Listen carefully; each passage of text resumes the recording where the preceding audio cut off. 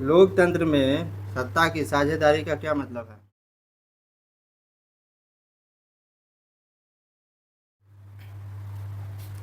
लोकतंत्र में सत्ता की साझेदारी का क्या मतलब है? यानी सत्ता की साझेदारी वहीं होगी जहाँ पे लोकतंत्र होगा। जहाँ पे लोकतंत्र नहीं होगा, गैर लोकतांत्रिक सरकार होगी, तो वहाँ पे सत्ता में साझेदारी नहीं होगी। तो सत्ता की साझेदारी लोकतंत्र की आत्मा है। जहाँ पे सत्ता में साझेदारी होती है वहाँ पे लोकतंत्र मजबूत होता है।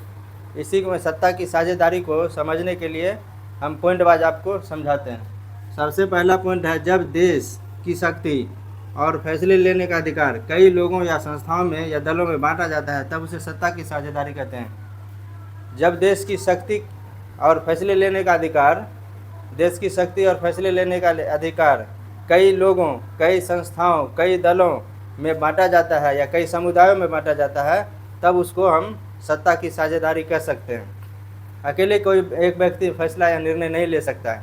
जैसे आपके क्लास में कोई मॉनिटर है, वो अकेले सारे निर्णय ले ले तो उससे क्या होगा? उससे आपस में झगड़ा होगा, मनमुटाव होगा, अलगाव होगा। तो इसीलिए सत्ता में साझेदारी ज़रूरी है कि सभी को बात को सुना जाए। दूसरा पॉइंट है, सरकार के अंगों में साझेदारी। सरकार के 3 अंग, विधायिका, कार्यपालिका और न्यायपालिका। सरकार के 3 अंग होते हैं, विधायिका, कार्यपालिका और न्यायपालिका। विधायिका में आ गया, विधायिका जो कानून बनाने वाली संस्था है, उसमें आ गया लोकसभा, केंद्र स्तर पे हो गया लोकसभा, राज्यसभा और राष्ट्रपति। ये विधायिका के अंतर्गत आते हैं। ये जो कानून बनाने वाली संस्था है ये केंद्र स्तर पे है। और राज्य स्तर पे हो गया विधानसभा, विधान परिषद और राज्यपाल। ये तीनों मिला करके राज्य स्तर पे कानून बनाने वाली संस्था है, इसको विधायिका कहते हैं।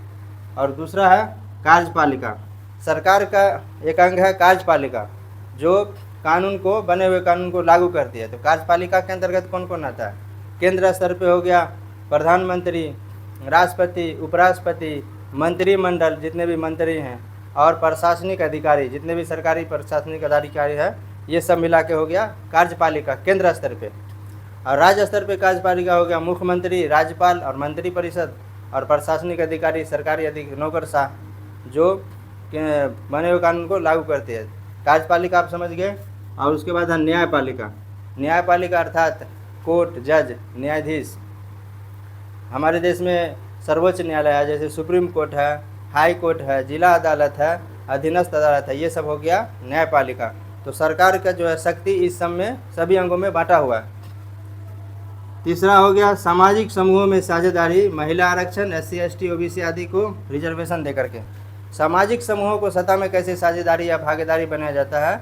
उसमें महिला को आरक्षण दे करके, SC ST या OBC को भी आरक्षण दे करके सत्ता में साझेदारी या भागीदारी बनाया जाता है।